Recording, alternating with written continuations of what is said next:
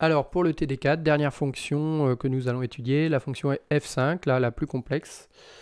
Donc il va falloir la décomposer de la même manière. Alors je vais écrire en bas de la page là. Ici, la fonction f5. Alors son expression f5 c'est 3p plus 2 divisé par donc 0,08 fois p plus 5 au carré. Alors, je vais essayer de faire apparaître une multiplication de termes que je vais pouvoir reconnaître et dont je connais la forme du diagramme de Bode. Donc ici, je vois que j'ai un terme du premier ordre en haut et là j'ai un terme du premier ordre mais au carré en bas.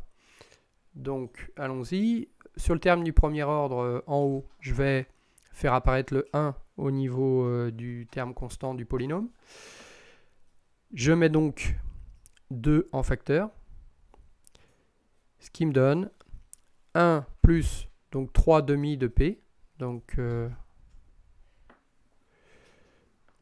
voilà pour le haut de la fonction, le numérateur. Et maintenant pour le dénominateur. Alors pour le dénominateur, je peux écrire les choses comme ça. C'est-à-dire que c'est 0,08 fois, ici, je peux dire aussi que c'est p plus 5 fois p plus 5. Ça revient au même. Si je fais ça, je peux aussi écrire que ça c'est égal à quoi? C'est égal à 2, donc que je vais ressortir. 1 plus 3 demi, donc 1 plus 1,5 p. Ici, 0,08 fois. Alors là, pareil, dans chacun des termes là, des polynômes, je vais écrire une forme dans laquelle je vais faire apparaître le 1 au niveau du terme constant du polynôme. Donc ici, je mets 5 en facteur une première fois.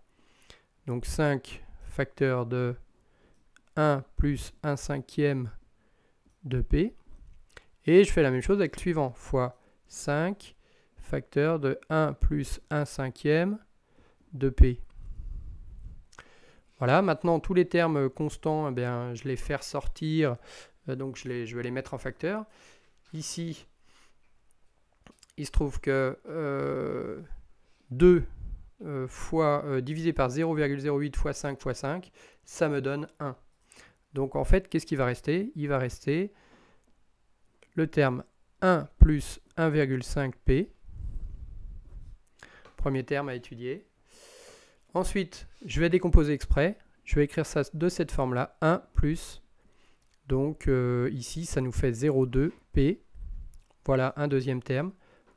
Fois le même terme, 1 plus 0,2p. Donc si je l'écris comme ça, maintenant, je vais travailler justement au niveau de chacun de ces termes. Donc je vais représenter ce terme-là. Alors ce terme-là qui n'a pas de nom réellement, mais qui a une constante de temps qui est égale à 1,5. Donc là, ici, je peux parler d'une constante de temps qui vaut 1,5.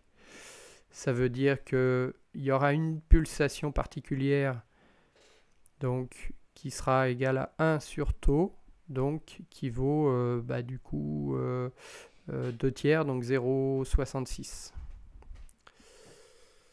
Ça sera pour le premier terme. Et le deuxième terme, c'est le même que le troisième terme. Donc en fait, si je fais l'étude d'un seul, eh bien, je sais que je vais avoir deux fois la même chose. Ici, la constante de temps, c'est un passe-bas, hein, c'est la forme du passe-bas, avec une constante de temps, tau, qui est égale à 0,2. Donc 1 sur tau, la pulsation de coupure, qui sera égale à 5. Ok? Donc à partir de là, je peux commencer à représenter sur les diagrammes. Donc je vais commencer par le gain. Alors le gain ici,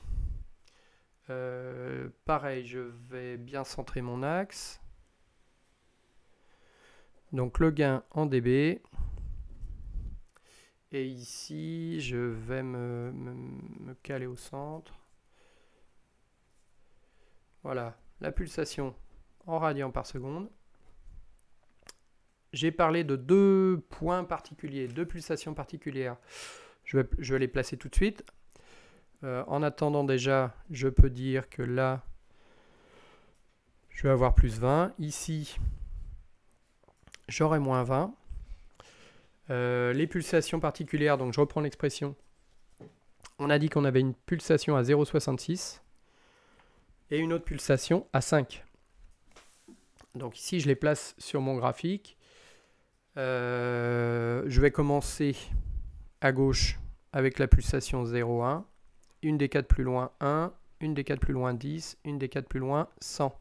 Donc ça veut dire qu'ici, j'ai, si je veux placer 0,66, c'est 0,1, 0,2, 0,3, 0,4, 0,5, 0,6. Donc je suis à peu près par là, c'est pas très précis, mais c'est à peu près ça. Donc pour cette pulsation. Et j'ai une autre pulsation qui est intéressante à 5, une cassure. 1, 2, 3, 4, 5. Ok. Alors, maintenant, on peut tracer les diagrammes.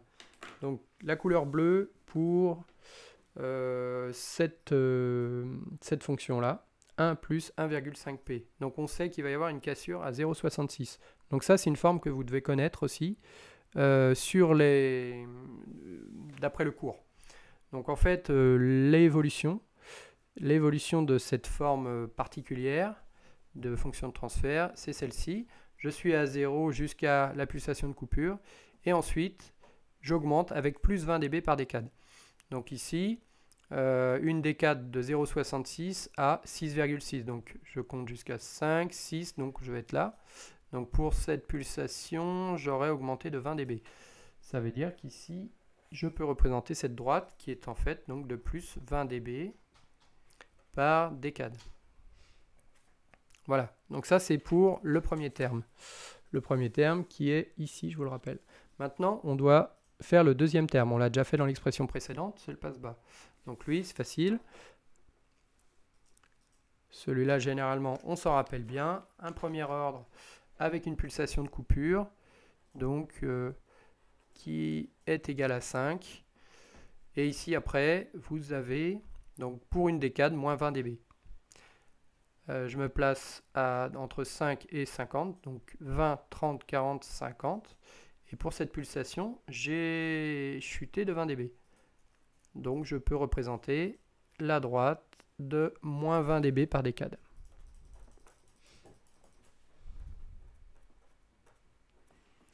D'accord? Donc ensuite, qu'est-ce qui se passe? Eh bien, je vais faire la somme des gains. Donc, le gain est ici égal à la somme des gains. Et alors, entre 0,1, enfin pour des fréquences basses, donc je suis à 0.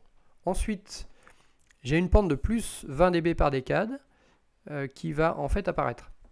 Donc là, plus 20 dB par décade, jusqu'à la pulsation de 5 radians par seconde, puisqu'à ce moment-là, il y a un terme passe-bas qui arrive. Mais en fait, il n'y en a pas qu'un, il y en a deux. Donc cette pente de moins 20 dB par décade, en fait, on la compte en x2, puisque dans l'expression, vous avez deux fois le terme qui apparaît, qui se multiplie. Donc ça veut dire qu'on va la compter deux fois. Ça veut dire qu'à partir de la pulsation 5 radians par seconde, vous allez additionner une pente de plus 20 dB par décade et deux pentes de moins 20 dB par décade. Ce qui veut dire que vous allez décroître de 20 dB par décade.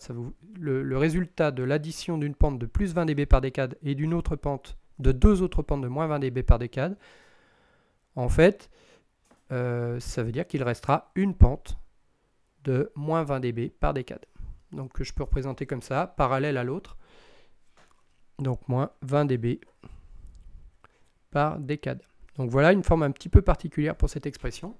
Voilà, c'est pas si évident que ça à trouver. Alors maintenant, on peut travailler au niveau de la phase.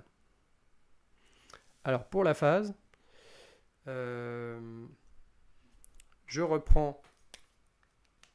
Alors je vais me placer bien au centre là. au niveau de l'échelle. Donc là, j'ai la phase qui est là, en degrés. Et ici, je me mets bien au centre. Donc là, ça doit être là. Donc le 0. Voilà, ça a l'air pas mal. Donc là, ici, je serais arrivé à moins 90 degrés. Et là, 10, 20, 30, 40, 50, 60, 70, 80, 90. Plus 90 degrés. OK? Donc maintenant, j'ai une pulsation là en radians par seconde. Ça colle. Donc là, ici, je reporte les pulsations. Donc je vous rappelle 0,66. Donc là, on a 0,1. Là, on a 1. Ça veut dire que 0,2, 0,3, 0,4, 0,5, 0,6, 0,66 est par là. Et ensuite, ici, 2, 3, 4, 5. La pulsation 5 radians par seconde est ici. Donc la phase qui correspond au terme en bleu. Alors cette phase, en fait, elle est nulle.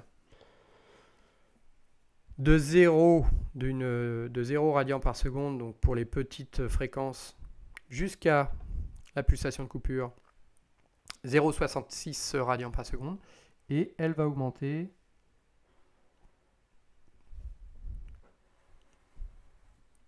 Donc elle augmente de cette manière.